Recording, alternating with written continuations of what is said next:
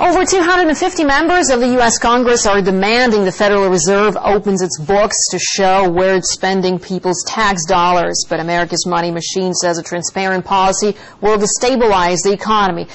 We can now get more on this live from Washington, D.C., and Ilana Minkovsky, who joins us live. Good evening to you, Ilana. Over to you. Thanks. Well, yes, the Federal Reserve is one of the most powerful, and many say the most secretive entities in the U.S. And right now, believe it or not, Ben Bernanke, the chairman of the Federal Reserve, is asking for even more power to be granted to it. So Americans are responding with demands for an audit. A poll is showing that 3 out of 4 Americans are asking for one, and currently there is a law trying to be passed in the House of Representatives. It's something that Congressman Ron Paul has long been supporting, and finally he's got all Republican members of the House of Representatives on his side, and more than 100 Democrats. Now, here to discuss this further with me is new congressional candidate from New Mexico, Adam Kokesh. Thank you for joining us today. Thanks for having me. Now, the Federal Reserve is this secretive entity that I feel like a lot of people probably don't even really understand how it works. Can you give us some of the details? Well, I got that? to be honest. I don't even completely understand how it works, and that's why we're so excited to have H.R. 1207 in the House with the kind of support that it has now to get an audit of the Fed. It's up to 282 co-sponsors in the House, and the equivalent bill in the Senate, S604, put up by Senator Bernie Sanders, has about 20 co-sponsors. It's really exciting to see this kind of momentum is building now, finally, after almost 100 years of the Federal Reserve being in control of the money supply in the United States. Now, just to give you a sense of the history and the implication of the Federal Reserve, from 1800, what you could buy for $1 in 1800 would cost you 58 cents in 1913. This is a natural system in a relatively natural economy where it encourages savings and productions. These were great things that contributed to America's economic strength at the time. In 1913, with the passage of the Federal Reserve Act and the institution of the Federal Reserve System, we got away from that, and the Federal Reserve was promised to stabilize the value of the dollar. How does it do that? I mean, well, who it doesn't. This is the thing. How is it regulated? It's done the opposite. It has taken the value of a dollar and lost 95% of it. What you could buy for $1 in 1913 would cost you $20 today. We assume that inflation now, it's because it's become something that we've all known for our entire lifetimes under a fiat currency system as a given, and it's not. We don't have to have a system that's like this. In fact, our Constitution specifically gives Congress the power to create money and coin money out of gold and silver, have it backed by honest commodities, and therefore not subject to the whims of people that can now create money out of thin air. They're creating money without creating any wealth associated with it. So what they're doing is creating claims to money. And what they're doing is creating ways that they can create power for themselves, power for the people around them, and that power is the ability to manipulate goods and services in the economy. So what will an audit really do? How can it fix it? Well, we know by the way that the Federal Reserve is resisting this audit that they're really hiding a lot. And there's a lot of money that has been authorized recently by Congress to the Federal Reserve that we really just have no accountability for. And for those of us who have studied this issue and are looking into it, there's nothing that we're going to be surprised really to see by getting the numbers on the paper, when we get this audit. And it's going to be the General Accounting Office of the Congress, who is an independent organization to be able to audit the Fed and see where all this money is going.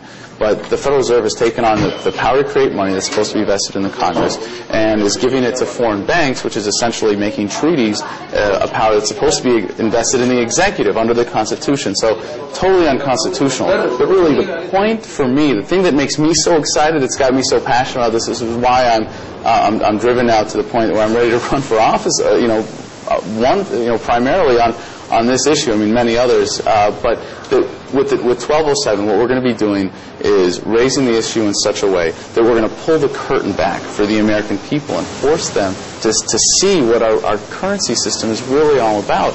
And when people realize that we have granted this incredible power, to an organization that has no accountability, that is just another government scheme to steal from the poor, to give to the rich, because, as Bernanke himself admitted several months ago, inflation is a tax. Every time they print more money in Washington, the value of the dollars in every American's pocket lose value. But so how do they stop them from printing more and more money? An audit won't really do this. As you said, it's just going to pull back the curtain. Exactly. But then what's the next step? Well, the next step after the audit is for the American people to demand a honest currency system, to return to the Constitution, so that it's the Congress that has the power to coin money. But then we're going to have essentially free market money, where people are able to create a medium of exchange for themselves. Now, this is really abstract, so you got to step back for a second and think, what is money? Money is nothing more than a medium of exchange, right?